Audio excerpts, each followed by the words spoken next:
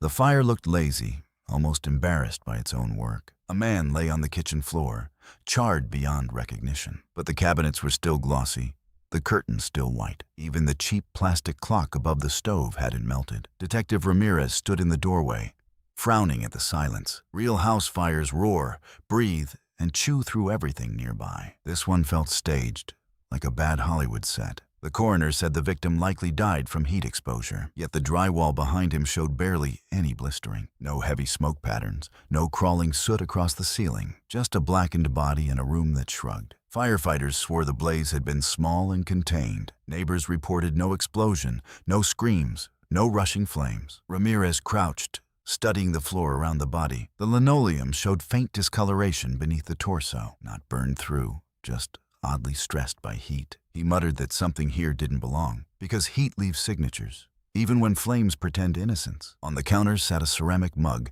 cracked but intact. Inside it, a thin layer of gray ash clung stubbornly. An evidence tech bagged the mug without much interest. To most eyes, it was just debris from a sad accident, but accidents don't usually isolate their fury so precisely. Ramirez felt the itch of a lie hanging in the air. Someone wanted this to look like a tragic kitchen fire. Someone wanted the victim reduced to smoke and questions, yet the room refused to cooperate with that story. And sometimes, when fire lies, the ashes whisper back. Dr. Maya Chen arrived in a county sedan, holding a battered Pelican case. She was a materials scientist, not the usual lab tech on call. Ramirez had pulled strings because this scene smelled like engineering. Maya wore jeans, boots, and a UC Berkeley hoodie under her coat. She looked calm, but her eyes moved like they were measuring everything. Ramirez met her by the taped doorway and offered quick facts. Victim was Ethan Ward, mid-40s, local contractor, recently flush. No forced entry, no obvious struggle,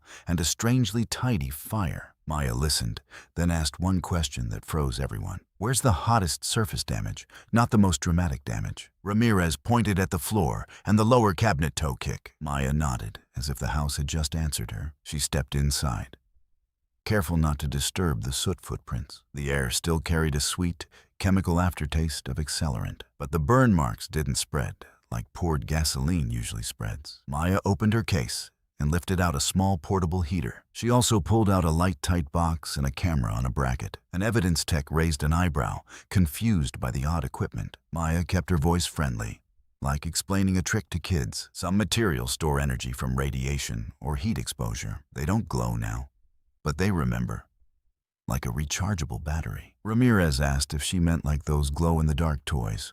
Similar idea, different mechanism, and a much quieter signal, she said. Maya requested the mug of ash from the counter, sealed and tagged. She also asked for any melted grit and tile chips or dust clumps. Ramirez ordered careful collection because she sounded very certain. Outside, rain began tapping the porch rail in steady, impatient ticks. Ramirez told her the killer might strike again within days. Ward had testified recently in a zoning dispute, making enemies. He also moved cash, which made greed an even simpler motive. Maya asked if anyone had access to high heat source nearby. Ramirez frowned and mentioned a neighborhood full of garages and shops. Then he added something worse, almost as an afterthought. Ward owned a key card to a ceramic studio across town. They ran high-temperature kilns, the kind that can erase evidence. Maya's expression tightened, finally showing a crack of urgency. If someone already used a kiln, they know exactly what they're doing. Ramirez said they needed a name before another body appeared. Maya agreed, then set her gear on the hood of the sedan. She promised one thing, and it sounded like a dare. Let the ash talk, and it will tell us where it burned. Maya set up a makeshift station on the tailgate, away from rain. She placed the sealed ash sample inside a light, tight black box. Ramirez watched, impatient, while she taped edges with practiced care. She explained that bright light can wipe weak signals from minerals. Then she held up a small vial of gritty dust from the scene. Thermoluminescence means heat makes stored energy escape as light, she said. It's not magic, it's trapped electrons finding their way home. Ramirez asked why electrons would ever get trapped like that. Maya pointed at the dust and spoke like she loved the answer. Crystals have imperfections, tiny potholes inside their atomic streets. Radiation or strong heat can shove electrons into those potholes. They get stuck there, sometimes for years, sometimes for hours. When you heat the crystal again, The potholes empty out. As electrons fall back, they release energy as faint photons. Those photons are real light,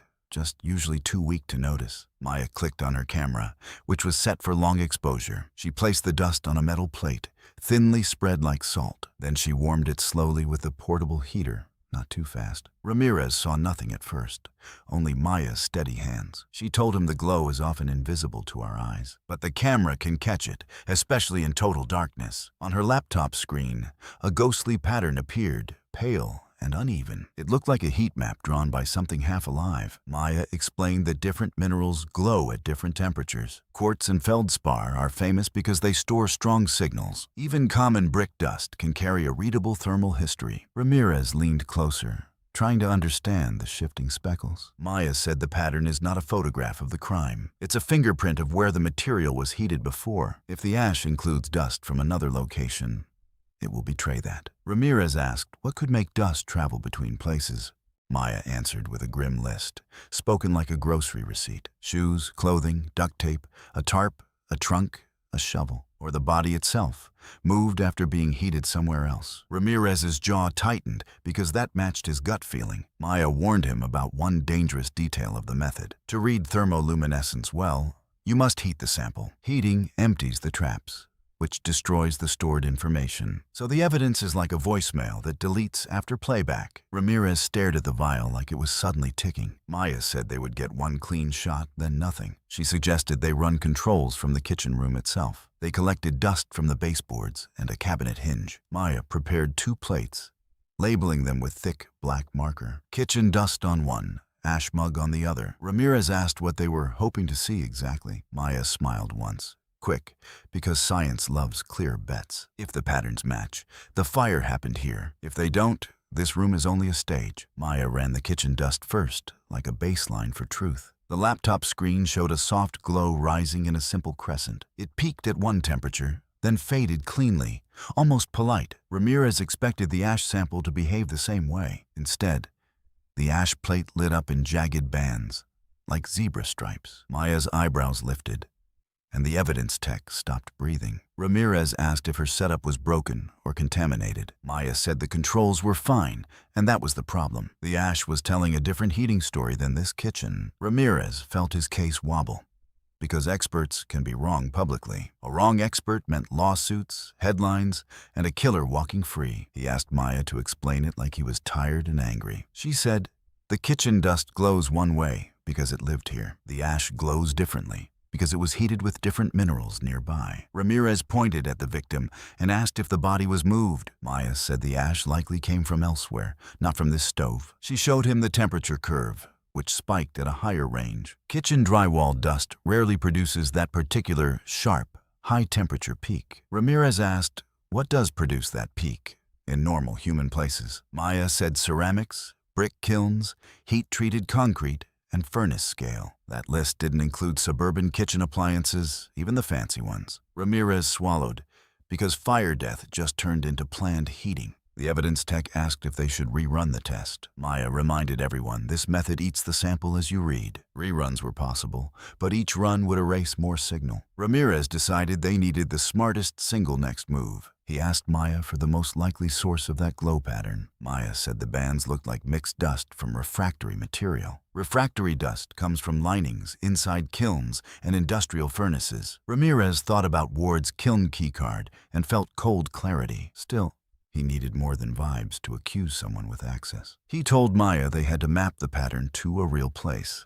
Maya suggested comparing with dust from suspect high-heat locations. Ramirez ordered a quick canvass of nearby shops with kilns or ovens. A patrol officer reported 2 candidates within 10 miles. One was a pottery cooperative with public classes and private studios. The other was a small auto garage doing powder coating and curing. Both had heat, dust, and people who could hide in plain sight. Ramirez drove Maya to the pottery co-op first, lights flashing lightly. They arrived to find a cheerful building that smelled like wet clay. Kids' handprints decorated the lobby walls in bright glazes. The manager, a friendly woman, looked terrified by the badges. She insisted nobody would hurt anyone in a place like this. Ramirez said, I hope you're right, but we need kiln dust. Maya asked for permission to sample around the kiln room vents. The manager agreed, because refusing would look worse in every way. Maya collected a pinch from a metal grate and sealed it fast. Back in the car, Ramirez asked if this was even legal. Maya said,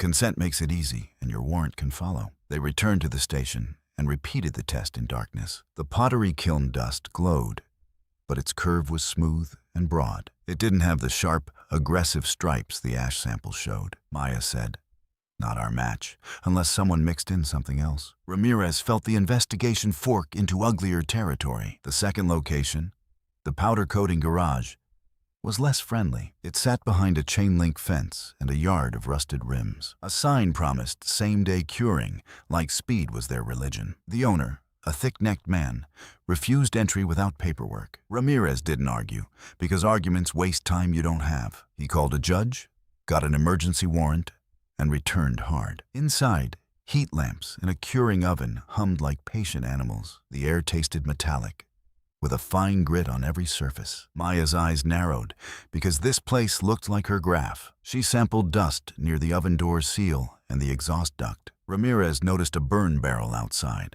half full of gray powder. He photographed it, then bagged a small scoop with gloved hands. Back at the station, Maya prepared 3 plates, not just one. Garage dust, burn barrel powder, and the remaining ash from the mug. Ramirez watched her label them, like naming suspects in thick ink. In the dark box, the garage dust lit up in striped bands. The burn barrel powder lit up even sharper, like a barcode. Maya stared at the curves, then turned the laptop toward Ramirez. "This is the same family of signal," she said, voice tight. "The ash mug looks like it was heated around materials from that garage." Ramirez felt the room tilt, because now they had a direction. But direction also meant danger, because killers don't like being found. He asked who at the garage had access after hours. Records showed 2 employees with keys and a night shift habit. One was the owner. The other was a quiet technician named Blake. Ramirez ran Blake's background and found a recent financial spiral: medical debt, overdue child support, and a repossession notice last month. Money problems don't prove murder, but they love to attend it. Ramirez also learned Ward had installed a home safe last week. The safe company said Ward upgraded to a higher cash rating. That sounded like someone told Ward danger was coming. Ramirez drove to Ward's office and found the safe missing entirely. Not opened, not burned, simply removed like a piece of furniture. That meant the fire wasn't just about killing the man. It was about buying time while someone stole what mattered. Maya said the staging made sense with thermoluminescence, too. If you burn elsewhere, you transport ash and dust with the body. Then you create a small kitchen fire to explain the smell. The room stays mostly intact because the real heating happened before. Ramirez asked how someone could heat a person without torching everything around. Maya said an industrial oven can cook without open flames. You get uniform heat, controlled airflow, and very little smoke. Ramirez felt sick because that sounded like planning, not panic. He asked Maya how confident she was, because court is brutal. Maya said the method is strong when the signals match clearly, but she also warned about one brutal cost, spoken very slowly. The remaining ash sample was almost spent after these tests. One more run could flatten the curves into useless noise. Ramirez realized they had a single bullet left, scientifically speaking. He asked if they could preserve proof without consuming the evidence. Maya said they could document the glow patterns thoroughly, with calibration, but the physical sample would still be weakened by any heating. Ramirez decided the next run had to answer the biggest question. Was it specifically this garage, or just any high-heat workplace? Maya suggested sampling the garage oven liner itself for comparison. That meant returning, confronting suspects, and risking the killer's escape. Ramirez also remembered the killer might already be hunting a second victim. Ward's dispute involved a partner named Jesse who handled cash transfers. Jesse had access to the same safe combination protocols. Ramirez called Jesse, but the call went straight to voicemail. He tried again and heard only digital emptiness. Maya looked at him and didn't need the explanation. They drove toward Jesse's address with sirens muted, hearts loud. On the way, Ramirez laid out the plan like a chess move. They would hit the garage first, then swing by Jesse's house. Maya objected, saying the next victim mattered more than neat evidence. Ramirez agreed, but said without proof, "The killer walks again," Maya said.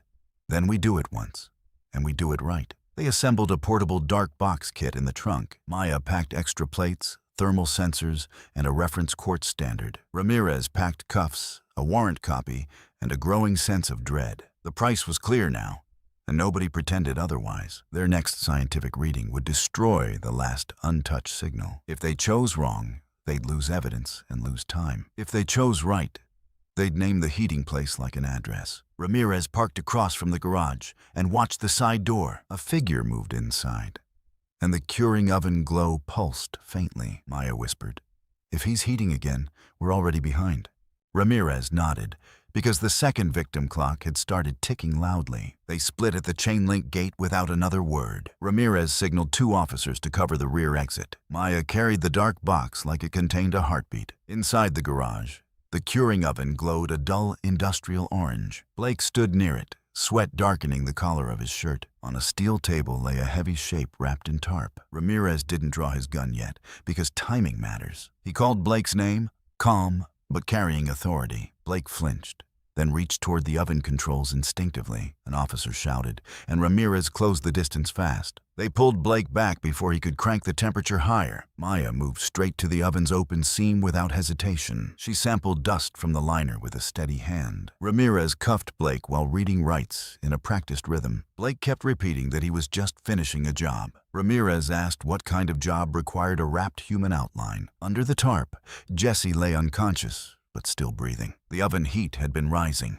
not yet lethal. Paramedics were called before anyone could argue about procedure. Maya set up the final test on a rolling tool cart. She placed the oven liner dust beside the last ash grains. "This is it," she whispered, almost to herself. The heater warmed the samples slowly, like coaxing a confession. On the screen, the ash curve rose in sharp striped peaks. The oven liner dust followed with the same brutal pattern. Peak for peak, temperature for temperature, the match was unmistakable. Ramirez felt the case lock into place with cold certainty. Maya documented everything, calibration marks and timestamps included. She knew defense attorneys feast on sloppy science. Blake watched the screen, and his bravado drained visibly. Ramirez explained the match in simple, devastating language. "The dust on your victim glows like your oven lining. You heated him here, then staged a kitchen fire." Blake's silence lasted longer than any denial would have. Finally, he muttered about debt and a safe full of cash. He said Ward fought back when the safe was demanded. The first heating was meant to scare,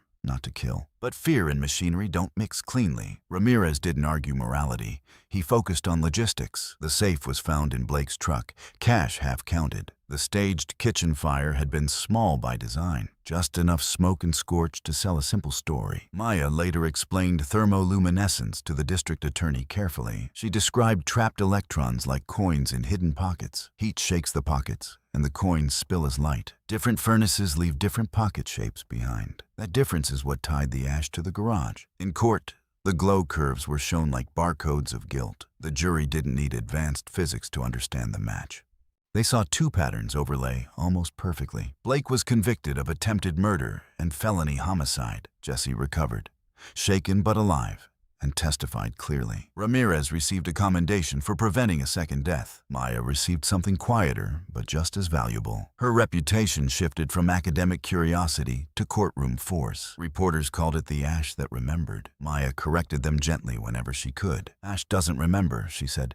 "Crystals do, and crystals, when heated, refuse to lie." By morning, the garage felt smaller without the emergency lights. Jesse slept at the hospital, guarded and finally safe. Ramirez sat in a diner booth, coffee cooling between his hands. Maya joined him with a paper tray of scrambled eggs. Neither of them looked like people who had slept at all. Ramirez said the staged kitchen fire still bothered him. It was clean theater, designed for headlines and fast closure. Maya nodded, because staged scenes offend both cops and scientists. She said the kitchen fire was a curtain, not the act. The real crime happened in controlled heat, not open flames. Ramirez asked why the mug of ash was left behind. Maya said people underestimate trash more than weapons or blood. Blake thought ash was anonymous, like smoke after a storm. He forgot that minerals carry history the way trees carry rings. Ramirez smiled, tired, and admitted the glow curves saved the case. Maya corrected him, soft but firm, like a teacher. "The curves didn't save it, your urgency did. If we waited, the next heating would erase our timeline." Ramirez asked if thermoluminescence always works so neatly. Maya said no, because nature loves messy mixtures and weak signals. But this time, The oven liner dust was a loud signature. It matched the ash like two songs sharing the same chorus. Ramirez said the safe theft motive explained the precision. Ward's office safe had been the real target all along. The fire death story was meant to delay the safe search. Maya added that heating the body reduced trace fibers and prints. It was destruction disguised as tragedy. And that was the point. Ramirez stared out the window at wet streets and gray daylight. He said he hated how smart cruelty can be. Maya said intelligence is neutral, like heat itself. It can bake bread, or it can burn people. Ramirez asked what she would tell the public about the science. Maya said she would keep it simple and honest. Some materials store energy in tiny traps, she said. When you warm them, they release that energy as faint light. That light pattern can hint where they were heated before. Ramirez said the killer almost got away because the room looked fine. Maya said modern crimes often rely on people trusting appearances. That's why instruments matter, and why good questions matter. The district attorney later praised their work on local news. Ramirez got credit for the arrest and the rescue. Maya got calls from labs that once ignored her proposals. She didn't celebrate much because victory still smelled like smoke. Before leaving, Ramirez slid a card across the table. He asked her to stay on as a consulting expert. Maya hesitated, then pocketed the card with a small nod. Outside, the sun broke through the clouds for a brief minute. Ramirez said, "Next time, I'd rather catch them before heat happens." Maya replied, "Then we follow the dust before it turns to ash."